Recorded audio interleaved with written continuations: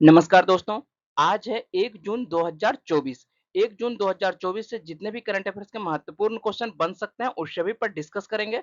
चलते हैं हम लोग पहले क्वेश्चन पर। पहला क्वेश्चन है विश्व तंबाकू निषेध दिवस प्रतिवर्ष कब मनाया जाता है? तो ये कब मनाया जाता है? 31 मई को मनाया जाता है। हम लोग देख लेते हैं कि विश्व तंबाकू निषेध दिवस मनाने की शुरुआत कब हुई।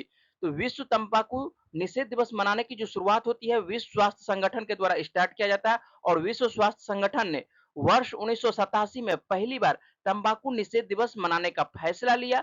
इसका कारण था कि उस दौर में तंबाकू के सेवन से होने वाली मौतों की संख्या में लगातार बढ़ोतरी हो रही थी। अगले वर्ष यानी 1988 में पहली बार विश्व तंबाकू निषेध दिवस अप्रैल माह में मनाया गया। हालांकि बाद में यह प्रतिवर्ष 31 मई को मनाया जाने लगा।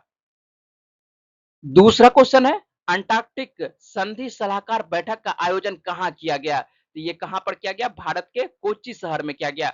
हम लोग देख लेते हैं कि अंटार्कटिक संधि है क्या। तो अंटार्कटिक संधि जो है 1959 में वाशिंगटन डीसी में 12 देशों द्वारा हस्ताक्षर किए गए थे। यह 1961 में लागू हुई। वर्तमान में इसमें 56 देशों ने अंटार्कटिका संधि पर हस्ताक्षर किए हैं। अंटार्कटिका संधि ने अंटार्कटिका को एक गैर सैन्य क्षेत्र घोषित किया है। इसे शांतिपूर्ण उद्देश्यों, वैज्ञानिक सहयोग और पर्यावरण संरक्षण के लिए समर्पित शांति क्षेत्र घोषित किया गया है। पर्यावरण संरक्षण समिति की स्थापना 1991 में अंटार्कटिक संधि के पर्यावरण संरक्षण प्रोटोकॉल के तहत की गई थी। पर्यावरण संरक्षण समिति अंटार्कटिका में पर्यावरण संरक्षण पर अंटार्कटिक संधि सलाहकार बैठक की सलाह देती है। अंटार्कटिक संधि का अस्थायी सचिवालय जो है ब्यूनस आयर्स अर्जेंटीना में है। भारत ने 1983 में अंटार्कटिक संधि पर हस्ताक्षर किए थे। 2022 में संसद द्वारा पारित अंटार्कटिक अधिनियम लागू किया गया। भारत सरकार ने 1981 में अंटार्कटिका के लिए अपना पहला वैज्ञानिक अभियान शुरू किया। भारत सरकार ने अंटार्कटिका क्षेत्र में अनुसंधान अभियानों को सुविधाजनक बनाने के लिए 1983 में पहला अंटार्कटिक अनुसंधान स्टेशन दक्षिण गंगोत्री के नाम से स्थापित किया। वर्तमान में भारत का 2 अनुसंधान केंद्र अंटार्कटिका के क्षेत्र में संचालित हो रहा है, जिसका की नाम है मैत्री, जो की स्थापना होती है 1989 में, और दूसरा क्या है भारती, जिसकी स्थापना होती है 2012 में। आप लोगों से कब क्वेश्चन पूछ सकता है कि सबसे नवीनतम अनुसंधान केंद्र अंटार्कटिका के क्षेत्र में कौन सा है? तो सबसे नवीनतम हम लोग देखते हैं, तो सबसे नवीनतम कौन सा है? भारतीय है। और पूछेगा कि मान के चले कि सबसे पहला अंटार्कटिक क्षेत्र में जो अनुसंधान केंद्र जो स्थापित किया गया था उसका क्या नाम है? तो उसका क्या नाम है? दक्षिण गंगोत्री नाम है। तो तीन यहाँ पर देख दिखाई पड़ रहा है, दक्षिण गंगोत्री दिखाई पड़ रहा है, और दूसरा दिखाई पड़ रहा है मैत्री दिखाई पड़ रहा है, और तीसरा कौन सा है? भारती है। तो ये इससे बार बार क्वेश्चन पूछा जाता है, तो आप लोगों को याद रहना चाहिए कि ये कब कब स्थापित होती है। ठीक है। तीसरा क्वेश्चन है बहुराष्ट्रीय सैन्य अभ्यास रेड फ्लैग 24 का आयोजन किस देश में किया जा रहा है? तो ये कहां पर किया जा रहा है? यूएसए में किया जा रहा है। भारतीय वायुसेना ने बहुराष्ट्रीय रेड फ्लैग 24 2 अभ्यास में भाग लेने के लिए अपने सबसे उन्नत लड़ाकू विमान राफेल को संयुक्त राज्य अमेरिका के अलास्का के एलियंस एयरफोर्स बेस पर उतारा है। रेड फ्लैग अलास्का 242 2 सप्ताह का सैन्य अभ्यास है जो 30 मई 2024 से शुरू होकर 14 जून 2024 को समाप्त होगा। रेड फ्लैग अभ्यास 1975 में वियतनाम युद्ध के बाद संयुक्त राज्य वायुसेना द्वारा शुरू किया गया था। रेड फ्लैग अलास्का को शुरू में कोप थंडर के नाम से जाना जाता था और यह क्लार्क एयरबेस फिलीपींस में स्थित था। बाद में 2006 में इसका नाम बदलकर रेड फ्लैग अलास्का कर दिया गया और इसे संयुक्त राज्य अमेरिका के एलियंस एयर फोर्स बेस पर स्थानांतरित कर दिया गया। तो आप लोगों को ध्यान देना है कि क्या क्या 2006 में इसका पहले ये कहां पर होता था? ये क्लार्क एयर बेस फिलीपींस में होता था और इसका नाम पहले क्या था? कोप थंडर नाम था, और जिसे बाद में क्या नाम बदल करके कर दिया गया? इसका बदलकर नाम कर दिया गया रेड फ्लैग अलास्का नाम कर दिया गया। नेक्स्ट क्वेश्चन है मास कम्युनिकेशन इंटर्नशिप प्रोग्राम हाल ही में किस मंत्रालय ने शुरू किया है? तो किसके द्वारा शुरू किया गया है? जल शक्ति मंत्रालय के द्वारा शुरू किया गया है। जल शक्ति मंत्रालय के अंतर्गत जल संसाधन, नदी विकास और गंगा कायाकल्प विभाग ने मास कम्युनिकेशन इंटर्नशिप प्रोग्राम की घोषणा की है। यह प्रोग्राम जो है स्नातक स्नातकोत्तर डिग्री प्राप्त करने वाले विद्यार्थियों या भारत में जनसंचार के क्षेत्र में मान्यता प्राप्त विश्वविद्यालय संस्थानों में नामांकित रिसर्च स्कॉलर विद्यार्थियों को इंटर्न के रूप में शामिल करना चाहता है। हाल ही में मुंबई रणजी टीम का मेंटोर के रूप में किसे नियुक्त किया गया है? तो ये किसे नियुक्त किया गया है? धवल कुलकर्णी को नियुक्त किया गया है।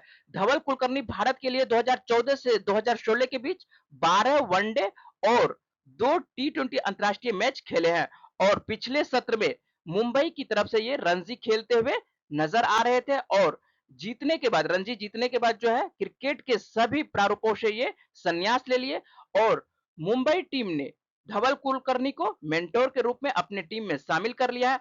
मेरे द्वारा जो करंट अफेयर्स आप लोगों को दिया जा रहा है, यदि आपको उससे लाभ मिलता है तो आप अपने दोस्तों के साथ भी इसे शेयर करें। चैनल को लाइक और सब्सक्राइब अवश्य करें जिससे कि आपको डेली करंट अफेयर्स मिलता रहे। पीडीएफ आप हमारे टेलीग्राम चैनल से डाउनलोड कर सकते हैं और टेलीग्राम चैनल का लिंक मैंने इस वीडियो के डिस्क्रिप्शन में दे दिया है, तो आप इस लिंक पर जाकर टेलीग्राम चैनल ज्वाइन कर सकते हैं और वहां से आप पीडीएफ डाउनलोड कर सकते हैं। चलते हैं हम लोग नेक्स्ट क्वेश्चन पर। छठा क्वेश्चन है, हाल ही में अंतरिक्ष स्टार्टअप अग्निकुल कॉस्मोस ने कौन सा रॉकेट लॉन्च किया है? ये कौन सा रॉकेट है? 3D printed semi cryogenic Agnibaan rocket है। हम लोग अग्निबाण के बारे में थोड़ा सा जानकारी प्राप्त कर लेते हैं। स्पेस स्टार्टअप अग्निकुल कॉस्मोस ने अपने पहले सिंगल स्टेज रॉकेट का सफल टेस्ट किया है। इसने श्रीहरिकोटा में धनुष लॉन्च पैड से उड़ान भरी। मिशन का नाम जो है अग्निबाण सब ऑर्बिटल टेक्नोलॉजी डिमोन्स्ट्रेटर है। यह एक सब ऑर्बिटल फ्लाइट थी। सब ऑर्बिटल का मतलब यह होता है कि यह एक फ्लाइट पाथ है जो स्पेस में जाती है लेकिन पृथ्वी के चारों ओर एक कक्षा पूरी नहीं करती है। व्हीकल अंतरिक्ष में पहुंचता है आमतौर पर 100 किलोमीटर से ऊपर और फिर ग्रह का चक्कर लगाए बिना वापस लौट आता है। हम लोगों के सामने में ये जो दो तस्वीर दिखाई पड़ रहा है, पहला तस्वीर ये है और दूसरा तस्वीर ये है और यही तस्वीर जो आपको सामने में दिख रहा है, ये देखिए इस तस्वीर के सामने में देखिए तो ये आपको रॉकेट दिखाई पड़ रहा है और इस रॉकेट पर कौन सा नाम लिखा हुआ है? अग्निबाण नाम लिखा हुआ है। तो यही अग्निबाण रॉकेट है और इसी का सफल परीक्षण श्रीहरिकोटा से किया गया है। तो इसका सफल परीक्षण किया गया है। तो चलते हम लोग नेक्स्ट क्वेश्चन पर। सातवां क्वेश्चन है, अमेरिका की टाइम मैगजीन ने 2024 की दुनिया की सबसे प्रभावशाली कंपनियों में भारत की कितनी कंपनियों को शामिल किया है? तो भारत की 3 कंपनियां इसमें शामिल है। पहला है रिलायंस इंडस्ट्रीज और दूसरा है सीरम इंस्टीट्यूट ऑफ इंडिया और तीसरा जो है टाटा ग्रुप को शामिल किया गया है। नेक्स्ट क्वेश्चन है, रिलायंस इंडस्ट्रीज भारत के पहले मल्टी मॉडल लॉजिस्टिक्स पार्क का निर्माण कहां शुरू करेगी? ये कहां पर शुरू करेगी? चेन्नई में शुरू करेगी। 1424 करोड़ रुपए की लागत वाली इस परियोजना का उद्देश्य जो है दक्षिणी क्षेत्र के लॉजिस्टिक्स परिदृश्य में क्रांति लाना है और यह चेन्नई के बंदरगाह से 52 किलोमीटर दूर जो है तिरुवल्लुर जिले में स्थित है। चलते हम लोग नेक्स्ट क्वेश्चन पर। नेक्स्ट क्वेश्चन है, किस देश को विनाशकारी भूस्खलन के बाद राहत, पुनर्वास और पुनर्निर्माण के प्रयासों के लिए भारत से $1 मिलियन की सहायता प्राप्त हुई है? ये कौन से देश को प्राप्त हुई है? पापुआ न्यू गिनी को प्राप्त हुई है। पापुआ न्यू गिनी की राजधानी देख लेते हैं तो इसकी राजधानी क्या है? पोर्ट मोरेस्बी है और यहाँ पर जो मुद्रा चलती है कौन सी मुद्रा चलती है? कीना मुद्रा चलती है और ये किस महाद्वीप के अंतर्गत आते हैं? ये ओशनिया महाद्वीप के अंतर्गत आते हैं या आप ऑस्ट्रेलिया भी इसे बोल सकते हैं या ऑस्ट्रेलिया या ओशनिया महाद्वीप के अंतर्गत आते हैं। और पापुआ न्यू गिनी में हाल ही में यहाँ पर क्या है? भूस्खलन हुआ है जिसके कारण यहाँ पर बहुत से लोगों की मृत्यु हो चुकी है और इसी सहायता के लिए भारत सरकार के द्वारा $1 मिलियन की यहाँ पर सहायता दिया गया है पापुआ न्यू गिनी को। 10वां क्वेश्चन है, हाल ही में किस देश की अदालत ने आनुवंशिक रूप से संशोधित गोल्डन चावल और बीटी बैगन के व्यावसायिक प्रसार के लिए जैव सुरक्षा परमिट रद्द कर दिया है? ये किस देश में रद्द कर दिया गया है? फिलीपींस में रद्द कर दिया गया है। फिलीपींस की एक अदालत ने हाल ही में आनुवंशिक रूप से संशोधित गोल्डन राइस और बीटी बैगन के व्यावसायिक प्रसार के लिए जैव सुरक्षा परमिट रद्द कर दिया है। गोल्डन राइस चावल की एक आनुवंशिक रूप से इंजीनियर किस्म है जिसमें बीटा कैरोटीन होता है जो विटामिन ए की कमी को पूरा करता है। बीटी का फुल फॉर्म क्या होता है? तो बेसिलस थुरिन होता है।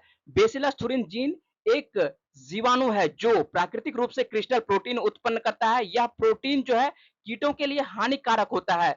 इसके नाम पर ही बीटी फफूंद नाम रखा गया है। बीटी फसलें ऐसी फसलें होती है जो बेसिलस थुरिनजिनियस नामक जीवाणु के समान ही विषाक्त पदार्थ उत्पन्न करती है ताकि फसल को विनाश से बचाया जा सके। भारत में बीटी बैगन का व्यापक विरोध किया गया, जिसके परिणाम स्वरूप सरकार ने इसे 2010 में इसे प्रतिबंधित कर दिया है। तो भारत में जो है बीटी बैगन की खेती नहीं होती है, लेकिन बीटी कपास की खेती की जाती है। कपास में भी बीटी का यूज किया जाता है, बेसिलस थुरिन जीन का उपयोग किया जाता है, जिससे कि कपास उन्नत क्वालिटी का, जिसमें कि कीड़ा नहीं लगता है, जिससे कि जो कपास जो होता है वो उच्च पैदावार उत्पन्न करता है। तो इस प्रकार जितने भी करंट अफेयर्स आज के महत्वपूर्ण करंट अफेयर्स बन सकते थे, उस सभी पर मैंने बातचीत की। इसी तरह के डेली करंट अफेयर्स और जीएस संबंधित जानकारी के लिए मेरे चैनल को सब्सक्राइब और लाइक करें। पीडीएफ के लिए आप मेरे टेलीग्राम चैनल से जुड़ सकते हैं, यहां से डाउनलोड कर सकते हैं। मेरे से जुड़ने के लिए आप सभी का धन्यवाद। नमस्कार।